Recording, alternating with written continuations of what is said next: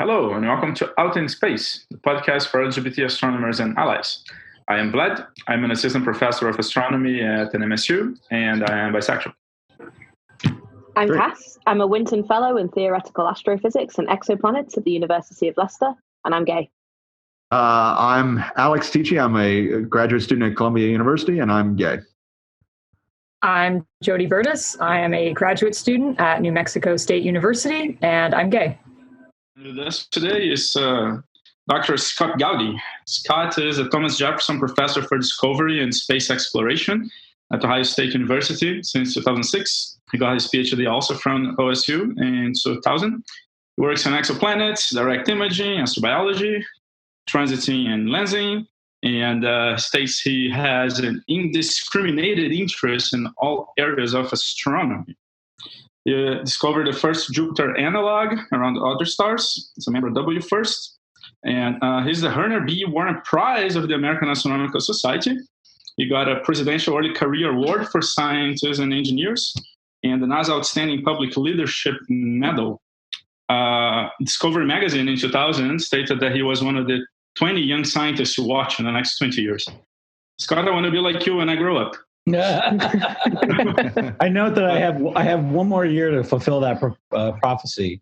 Well, try to fulfill, I guess. And he's also done work on LGBT activism. I think he's going to talk about that later on. I mean, we are going to bring that up again later on. But first, then we can kickstart with questions about what you do. So can you tell us more about your science? Sure. So I am. Let's see. This will just be in random order. I am co-PI along with Kayvon Stassen and Josh Pepper of the Celt ground-based transit survey. So this is similar to WASP and HAT, except we use a smaller lens and therefore look at a larger region of the sky and therefore look at brighter stars. We've discovered 26 planets. We have, although we've only published 21 or 22, and 2 more will be published soon. And generally, our transit survey distinguishes itself from other ground-based transit surveys is that we look for planets around hot stars like A stars. And we've discovered a number of those, including Celt 9, which is the hottest known transiting hot Jupiter. It has a dayside temperature that's actually hotter than most stars. And so that's been a fascinating object for follow-up. So I was born and raised with microlensing. So this was back in 1995 when I started graduate school, just a few months before the famous Mayor and Kelow's discovery of 51 Peg. And so I kind of grew up with the field of exoplanets along with some of my close friends like David Charbonneau and Sarah Seeger and other names that I'm sure you've heard of, Josh Wynn, John Johnson. And so at first I worked on microlensing, basically developing it from a sort of theoretical idea to an actual practical reality, and helped to discover some of the first planets with microlensing, and eventually transitioned to transits because I realized that microlensing wasn't, I didn't want to be a one-trick pony, so I worked on transits, worked on this Celt transit survey, and then wrote a few theoretical papers on transit surveys, and then when in 2010, when W-FIRST was prioritized by the Decadal Survey, I joined the science working group I applied for and was accepted to the science definition team. And then eventually later, as it became a real project, entered phase A as in NASA speak. I applied for and was accepted as a PI of a science investigation team. So I work with about 25 other people trying to develop the microlensing science case with W-FIRST. And then I guess the last thing I'll just mention in terms of science is that I'm co-chair of, along with Sarah Seeger, of the Habitable Exoplanet Observatory. So this is a mission concept there's 4 mission concepts being put forward by NASA to the Decadal Survey. One is HABEX, the Habitable Exoplanet Observatory. One is LUVOIR. One is the Origin Space Telescope, and the other is LYNX. So those are optical UV and near-infrared telescopes that look for Earth-like planets around sun-like stars and look for habitability and biosignatures. That would be HABEX and LUVOIR. Origins is a far-IR telescope, and then LYNX is an X-ray telescope. So all four will be presented to the Decadal Survey. I've been working for the last over 3.5 years as I make a big sigh on HABEX, and we just recently, last week actually, gave our presentation to the Electromagnetic Observations in Space 1 panel to the Decadal Survey. And so now we wait for a year to see if which mission, if any of these missions, is prioritized. And obviously I'm rooting for the one that I worked on. And then the last little thing I'll mention is that I've spent a lot of time in a relatively new area. I don't think I coined this phrase, but it applies to me as area of astropolitics. So I consider myself an accidental astropolitician. I was asked to chair the ExoPAG, the Exoplanet Program Analysis Group, which is a group that actually provides analysis that then feeds into the what was the Astrophysics Subcommittee is now the Astrophysics Advisory Council for the Astrophysics Division in NASA. And then I did various things to try to corral the exoplanet community to a common vision and a common roadmap, and then identify gaps and try to get them filled in by appealing to various agencies to give us money to do things. And I, I don't think I'm single-handedly can claim that I brought the exoplanet community to largely a consensus in preparation for the next decadal, but I think I played a significant role in that process.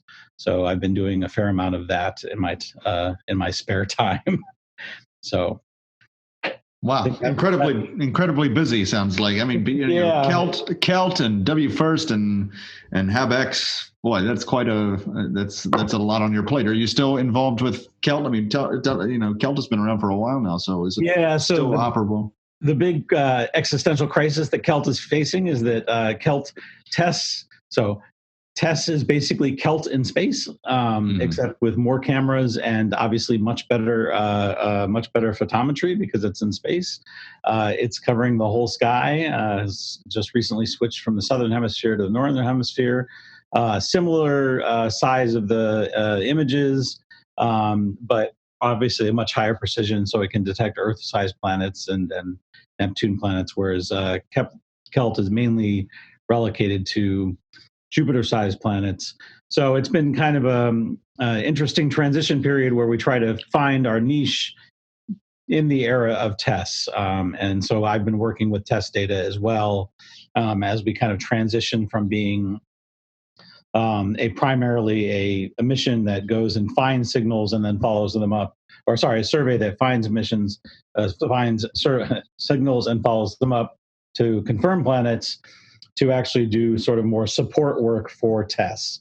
So one of the things I'm particularly interested in is that TESS will find a very large number of single transit events because they have relatively short baselines in most of the sky. And so then the goal is to chase down the second transit to then measure the ephemerides of these single transit events so that you can then follow them up. And so you're effectively increasing the baseline in terms of periods for TESS. So I've been working with Deanna Dragomir at MIT, and I think she's moving to Texas, I think, or New Mexico State. Either New Mexico State or University of Mexico. What? Mexico State is us here, me and Jody. She's at UNM. UNM, right. And also Stephen Villanueva, who is a Latino astronomer working at MIT as a Pappalardo Fellow.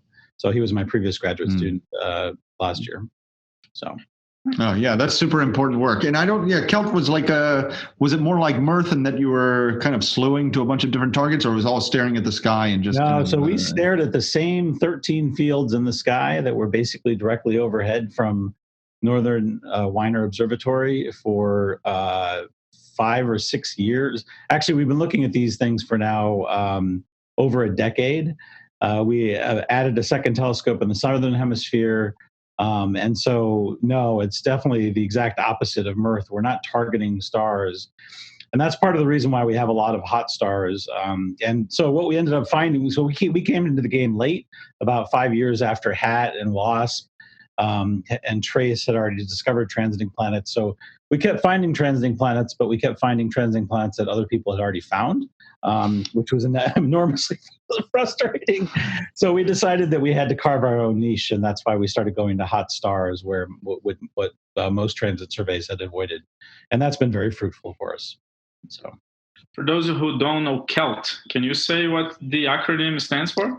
The kilodegree Extremely Little Telescope. So it was when Celt was born. This was in the time of the other Celt, which was the California Extremely Large Telescope. So this was our little joke to ourselves, because the telescope itself is not actually a telescope at all. It's a high-end wide-angle camera lens attached to a scientific grade detector with a robotic mount. So it's literally, the aperture is this big. The whole thing you could hold in your hand if you wanted to. So, wow. Yeah. And, So and HabEx, yeah. Go ahead, Jody. Sorry. So you mentioned astropolitics kind of as a subfield that you're getting into, and I think I've noticed that a lot of early career astronomers are starting to get more interested in that because they realize that it's a great way to influence the community and influence the future of space exploration and astronomy. So do you have any advice for kind of early career scientists or young astronomers that maybe want to get into more involved with that kind of stuff? Do you have any advice for them? Yeah, so I have noticed this trend as well. I have a little bit of mixed feelings about it because in order to have influence over the field, you have to have sort of established a basic research portfolio and a basic understanding of not only your field, but other fields in astronomy, what the big important questions are on those fields and where things need to go.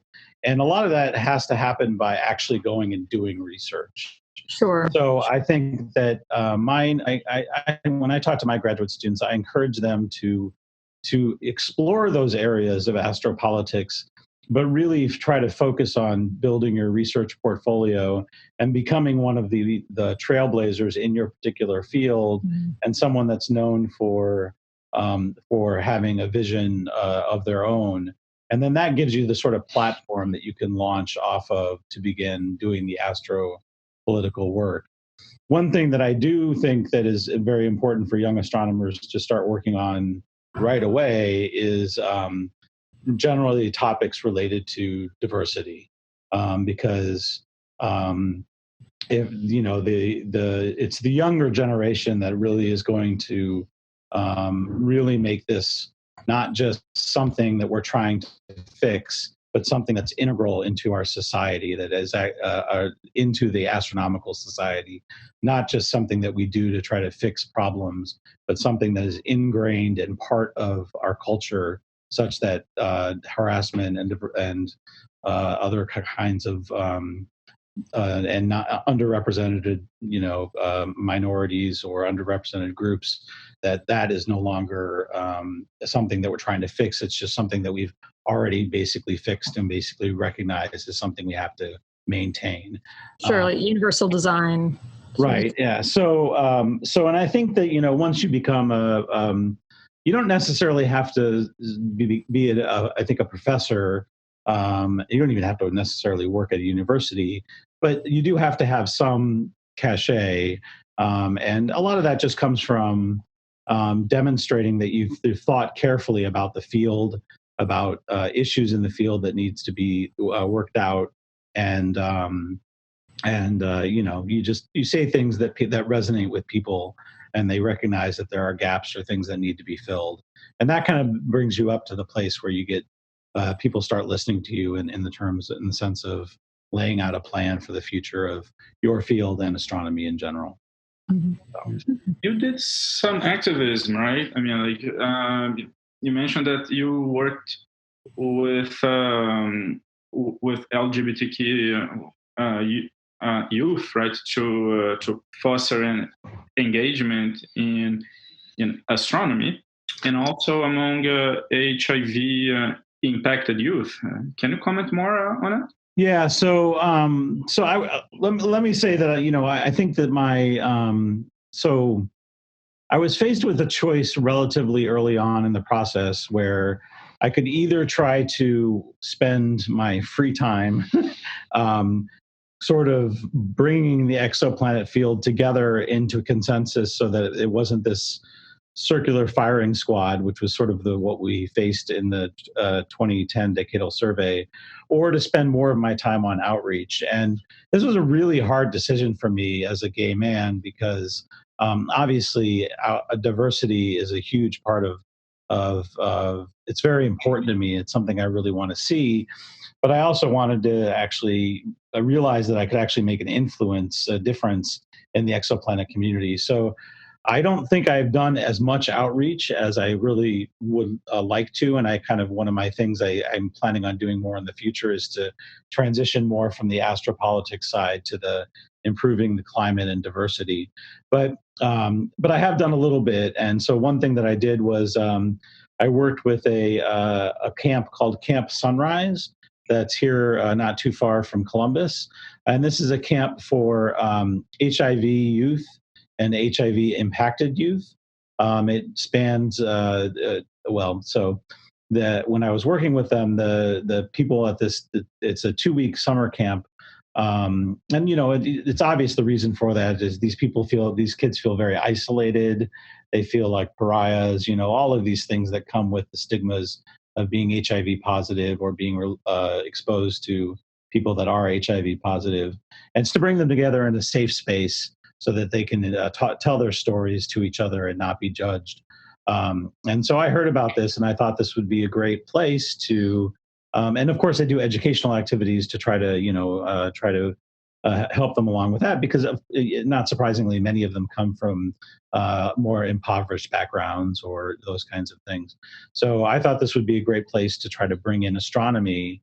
And so I did this as part of my career grant. I would do astronomy demos at the camp. So we would spend like an afternoon doing astronomy demos. Like I built a solar system scale model, which was actually quite fascinating because most solar system scale models you see, the sun is maybe this big, and then like the Earth is like some tiny little pinhead, and you're like, that's not very impressive. So I found a scale model where the Earth was like a marble this big. And then in that scale, Jupiter is the size of a basketball, Saturn's the size of a volleyball. Actually, it almost worked perfectly. The Uranus is the size of a women's softball. Neptune is the size of a men's softball. And then you can get little marbles that are size of Pluto and Venus. But the best part is the sun is an 8-foot ball. And so in this scale model that I found on the website, I think it was University of Texas, they said, of course you can't actually simulate an 8-foot, 8-foot sized sun. And I was like, what did I call it? The challenge accepted, right? So I went on Amazon.com and I looked to see if I could find 8-foot diameter balloons. And it turns out you can buy 8-foot diameter weather balloons that are bright orange. So I bought one of those and a vacuum pump. And so I would pump this thing up. And it's actually quite amazing when you see this 8-foot tall, 8-foot wide balloon and this tiny little marble that's the Earth, right? It really does give you a sense of perspective. So that was one of the demonstrations that we did with the school. It was really exciting. We also had them make a comet, which was a lot of fun using dry ice and basically soot and coal and things like that. So that was fun. It was amazingly fulfilling. We got a lot of positive feedback. A couple graduate students worked with me on this. Got a lot of positive feedback, and we did that. And what's both good, a little bit disappointing, but really, really great is that Camp Sunrise actually doesn't exist anymore. and that's because the medical procedures that prevent mother-child transfer of HIV have developed to the point where basically there were just no children that had HIV, or not enough children that had HIV to support this Camp Sunrise. So it was truly a success, right? And that I thought was pretty impressive. So that's very impressive. Yeah. Well, I wonder if, Scott, if you could tell us a little more about kind of coming up through the scientific pipeline as a gay man, kind of what your challenges might have been along the way. And, now that you're in Columbus, tell us maybe a little bit what it's like to be gay in Columbus. I know it's a large town, but it's not, not one of these sort of mega cities. So, right. Kind of, I wonder if you could just speak a little bit to that pathway. Yeah. So, I mean, I would say a lot of the issues that and the difficulties that I faced growing up are not dissimilar to most, non-heteronormative people. It was a sense of isolation. We didn't have any. We didn't have any role models that were obvious, and those role models were often vilified by society. I remember when Ellen came out, and this was like big brouhaha, and Wendy's had canceled all their commercials, and and then I don't know how many years later we had Will and Grace. So the progress has been amazing. It went from when I was a child, being basically afraid for my life in certain circumstances, if anyone found out I was gay, to basically it being, almost like a novelty that the rest of society found amusing, which in itself is not great. It's a little bit demeaning, but anyway, I think we've largely moved beyond that. In terms of the struggles that you faced with astronomy, so in astronomy, what I found was that,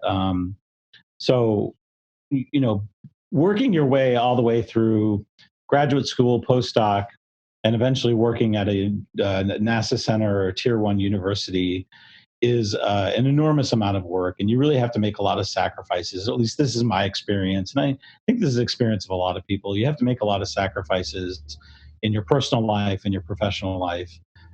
And so, one of the things that I always wanted was to have a partner at a relatively young age. This was something that was a priority to me even before I actually came out.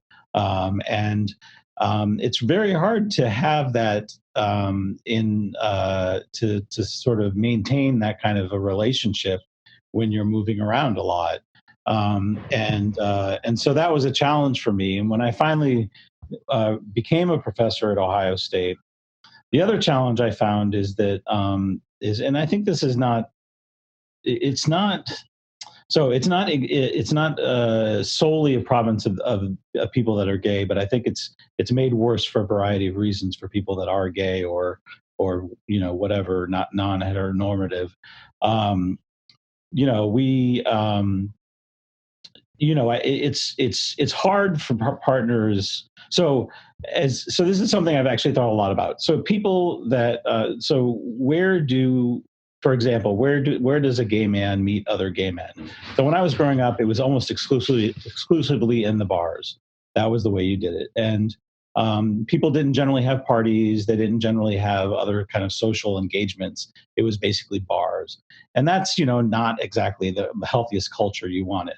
And the other thing is that you didn't meet people in areas that where you had a lot in common.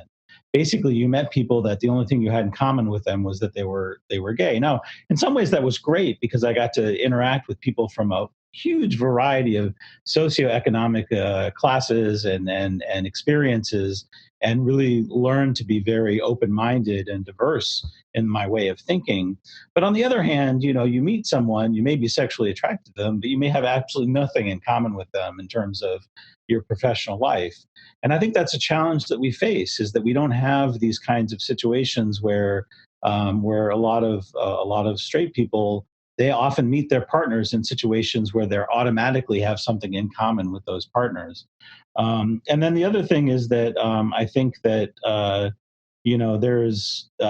there's a it's certainly this is probably more true in the game the world of gay men, is that we never really grow up, right? We still go to bars. We don't have children. Some of us do, but most of us don't.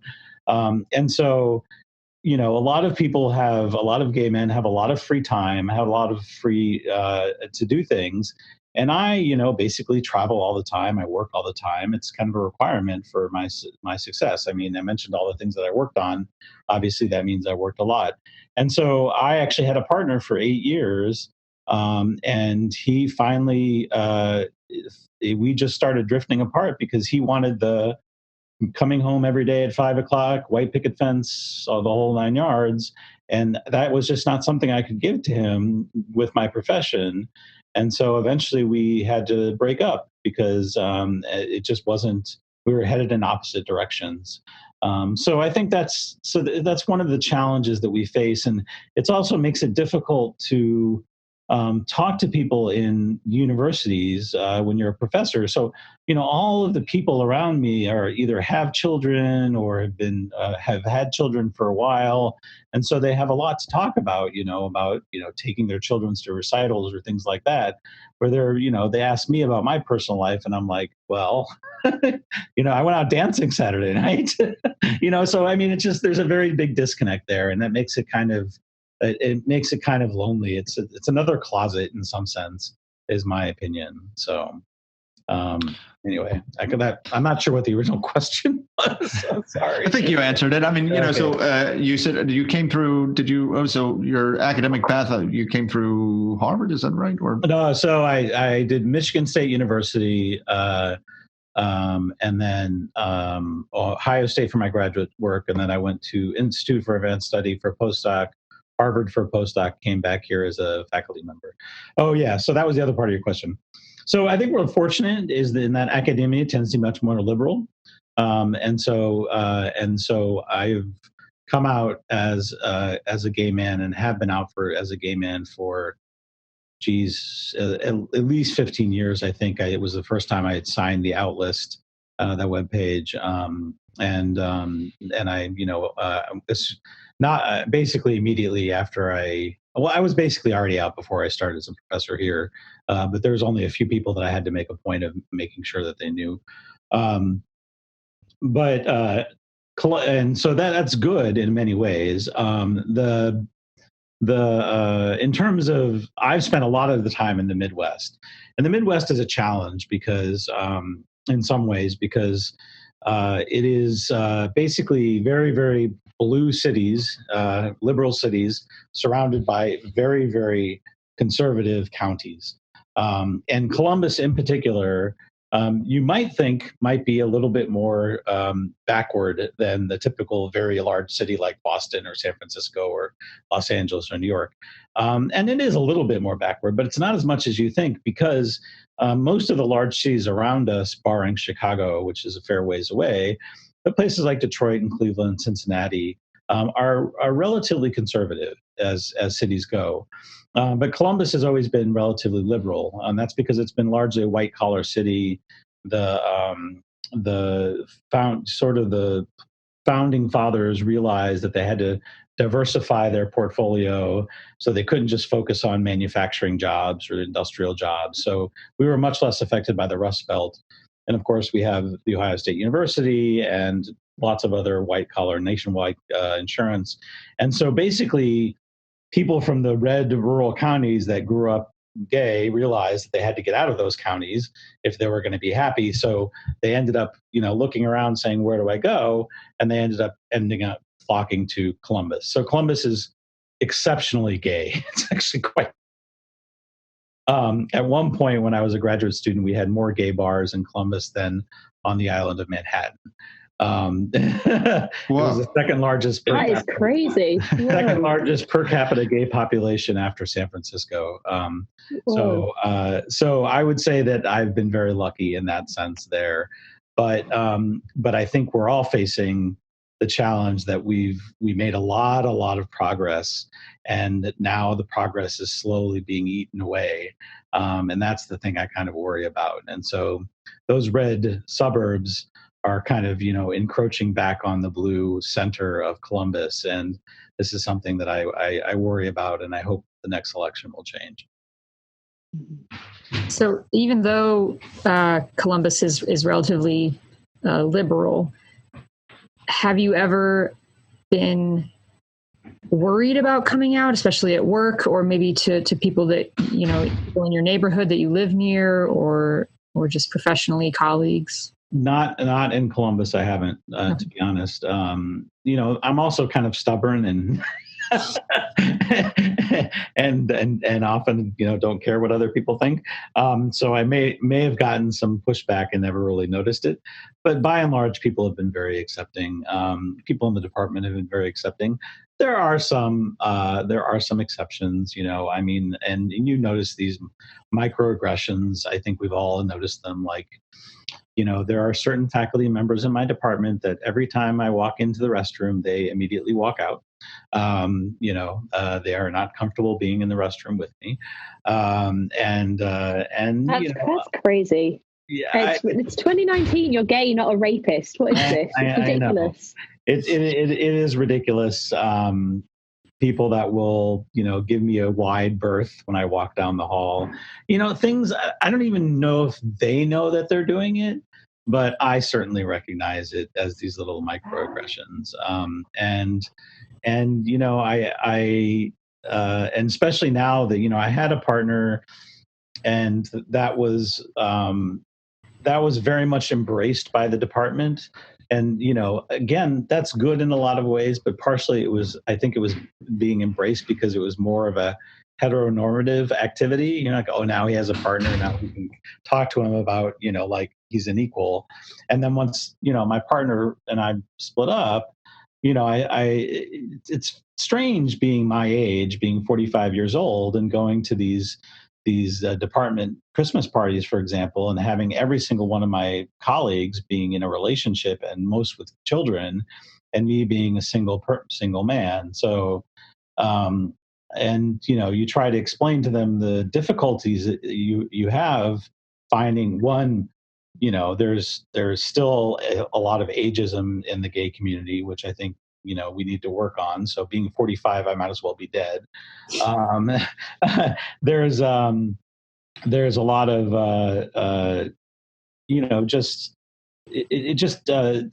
trying to compare my life and, what I do for a living, going out with friends to a happy hour or something.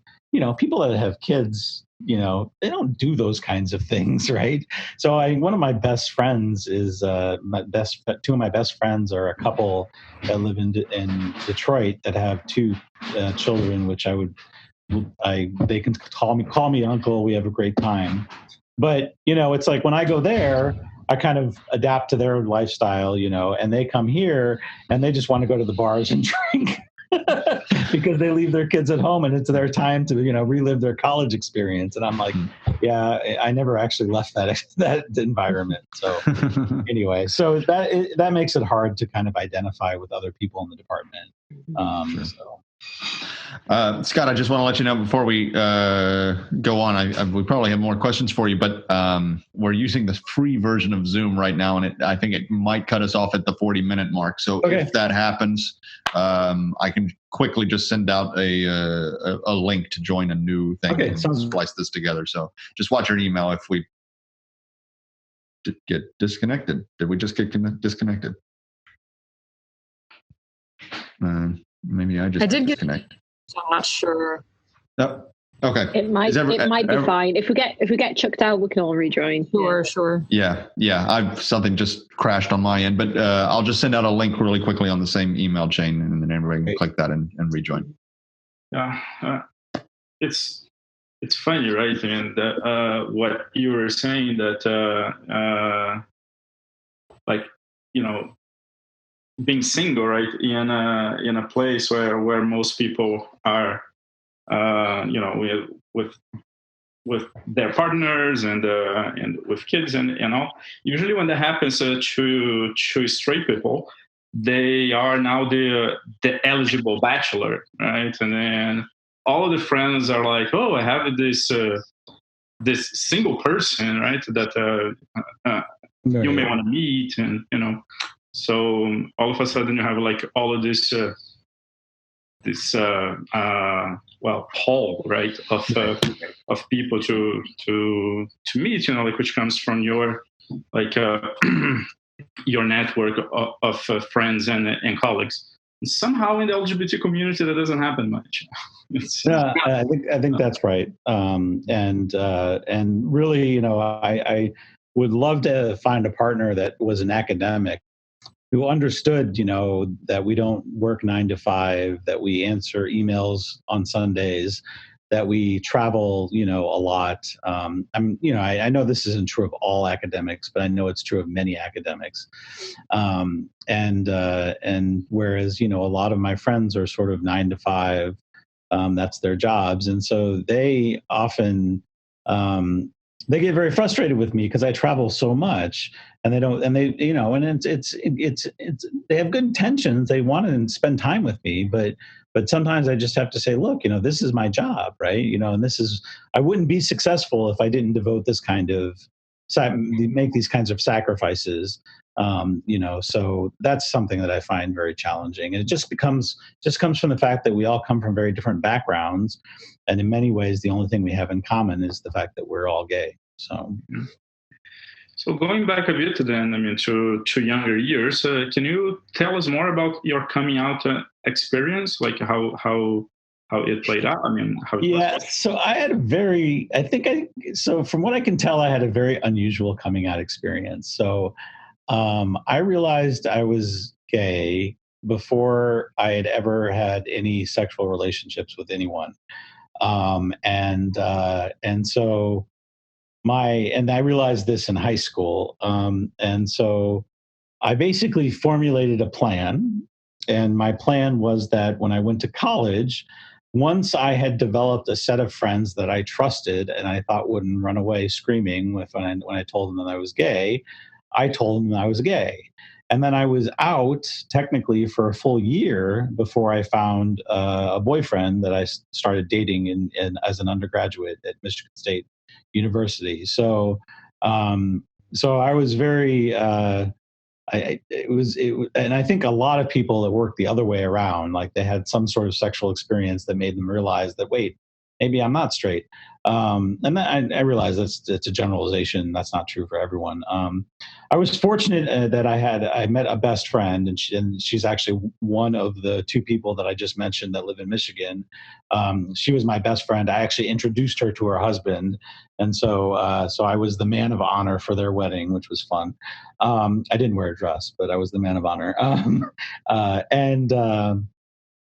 I had her, and she was very accepting of the whole thing, and so we had a very good friendship, and that made it a lot easier for me. The challenge was my parents, and in particular my father. My father was raised in a rural town in Illinois, very conservative. We didn't talk about gay people. The gay people didn't exist. When I grew up in this small town. I had never seen an African American person for, there were no African Americans in my school, no Jewish people, nothing like that. And so, whereas my mom, so what happened was my sister outed me because I told her first, and then my mom asked me if it was true, and I said yes. And then nothing happened for a year. And then a year later, I was home visiting, and my father just refused to talk to me. So he didn't talk to me for 5 years, except when I was home visiting. And then only then it was, very short sentences. But finally, my mom just started asking me questions, and she would ask me all the right questions. And she said, within the first few sentences when we had this conversation, she said, I don't understand these people that say that it's a choice. Obviously, no one would choose to live under these kinds of circumstances. So I was like, yay, mom, you get gay mom of the award, year of the year award. But my father took much more time to come around. And it wasn't because so people might wonder why I go by B. Scott Gaudi. That's because I have my father's name, which is Bernard Scott Gaudi. And so my parents decided to avoid confusion which is very ironic, that they would call me Scott. And so I always grew up by my middle name. So, but of course, for anything official, I have to have my whole first, Bernard Scott Gaudi as my name. So I sort of compromised and did B. Scott Gaudi, so people knew that there was a first name there that they had to have. But some people would not realize that, and they would. So, for example, they would book me plane tickets under Scott Gaudi, and I would get to the security line, and they'd be like, "Sorry, that's not you. It's not on your ID." I'm like, "It is me, I promise." But the point is, he wanted a clone of himself. That was the kind of person he was. And I was the exact opposite of what he was. He was a ladies' man. He played football. He did all of these things. And I was a nerd. I was a geek. I was very unpopular. I certainly did not have the stature to play football. And so he was just very disappointed with that for a long time. And it wasn't until I became successful in my field that he became accepting of my sexuality, because he learned how to be proud of me, not in the way he expected to be proud of me, but in other words, as being another version of him, but be proud of me for the things that I was good at. So that was the hardest part, I think, for me, of coming out. That's kind of nice and incredibly sad all at once. Yeah, story, right? I mean, as you were saying, I was like, "Oh, your sister outed you," right? That's the same thing with me too. Right. Yeah. Well, yeah, sisters. Well, my sister was always. Yes, my sister was always jealous because I was identified as being gifted at a young age, and so I got. I won awards and got A's and did well and all this kinds of stuff. And she was very intelligent and very gifted herself, but just not at the level that I was perceived to be. And so I ended up getting the lion's share of attention on a lot of things. And so there was a fair amount of resentment on her part for that. Fortunately, we've gotten over all that, and now we're very good friends. So, yeah. Kind of similar thing too, yeah. And when I came out, also, yeah, my father and I, we didn't talk for 2 years, and I also have his name. Interesting. Yeah, sorry. I wonder if you have sort of advice. I've gone down the list of questions. Sort of advice for younger astronomers in the LGBT plus community coming along. I know it seems like it's funny. We were talking to someone else earlier, and they also mentioned the Ellen thing. I think we all kind of realized that this was really sort of an important moment in the early '90s. I remember it. I mean, I was a kid at the time. Arguably, it was a turning point in society, right? Like, she won a presidential medal for, what was it, like changing hearts and minds across the nation or something? Yeah, I think it was huge. Right. Yeah. So, I mean, it was a big moment, but we've even amongst ourselves been kind of talking about, gay rights is moving so rapidly that we are, the experiences that people have, Gen X or millennial or Gen Z or whatever, even 10 years separation between groups, there's sort of different challenges and things that used to be a problem, maybe not so much a problem. But with all that in mind, I wonder if you have any sort of thoughts that you would convey to more junior scientists who are dealing with some of these same issues. So I would say that, I think, like I said, I think academia, we're lucky because in general, it's fairly open. I would say to all younger people that really want to become astronomers at observatory or a NASA center or Tier 1 institution, you're going to have to work pretty hard. And I think I would give them advice based on things that I think I would have done differently if I had known the path that I was going to come down.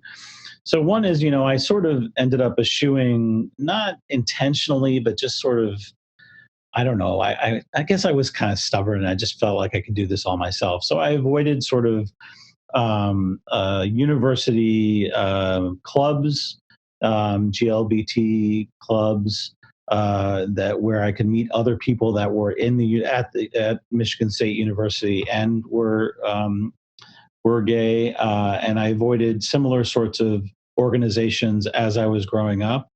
And as I was going through graduate school and as a postdoc, and those I think were opportunities to actually liaison with people that were dealing with a lot of the same issues that I were, that I found so frustrating. The disconnect between people that expected, people that didn't understand how academics often spend their life, and that has always been a struggle for me.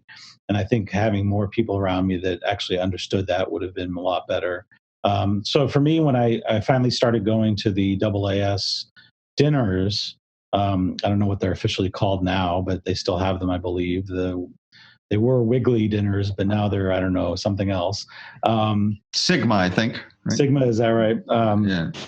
I that was actually very good for me because I recognized that there were other people that were I didn't recognize. So I was able to interact with other people that I knew were going through a lot of the same things I was.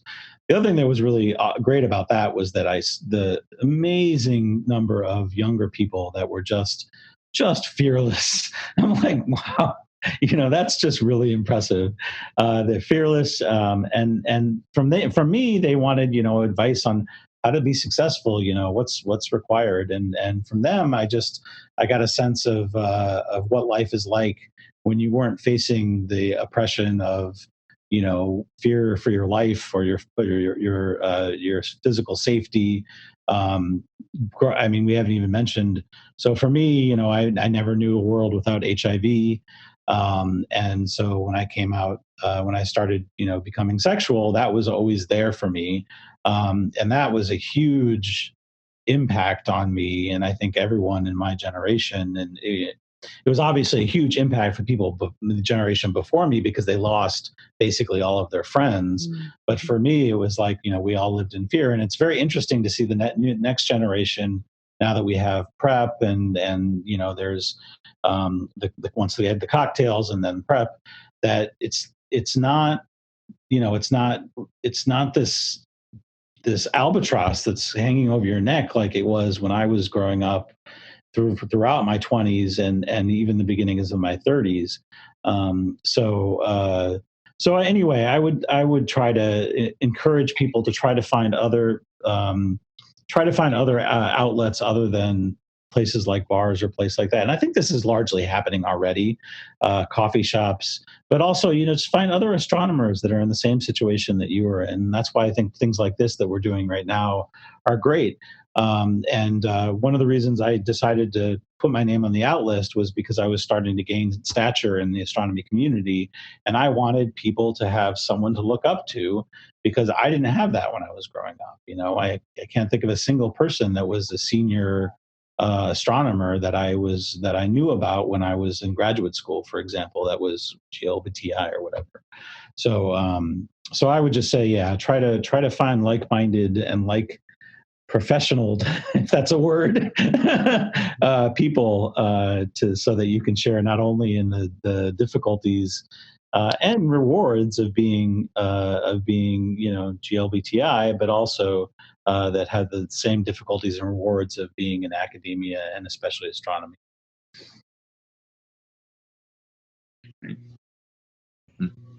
Great. Anyone have any other questions? I think we've covered quite a lot of ground. No. I'm not sure if we've touched on this at all, but one of the things that we thought would be good to ask would be, have you experienced any peer advisor or supervisor homophobia?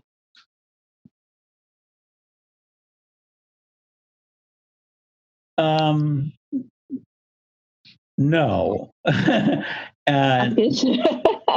I'm trying to think, I mean, I'm 45 years old, so there's a lot of stuff to go through here.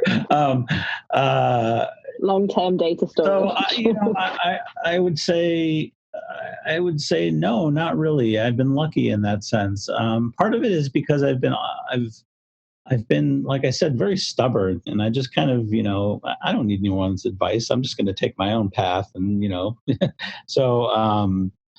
and also, the fact that academia has been relatively open,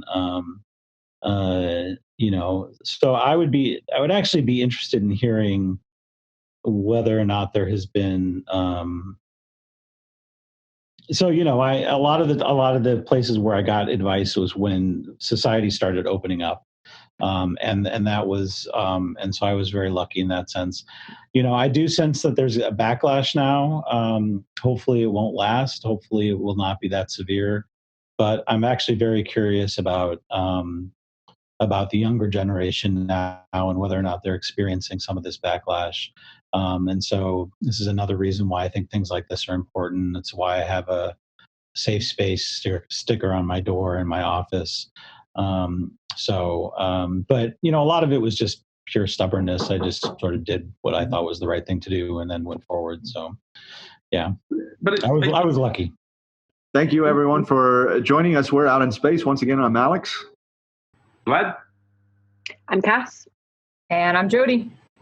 So thank you for joining us here in Outer Space. We want to thank our guests. And if you like what you've heard, please subscribe, give us a thumbs up, and share. And we'll be joining you again with more LGBTQ plus astronomers here in the near future. That was Out in Space. Thank you.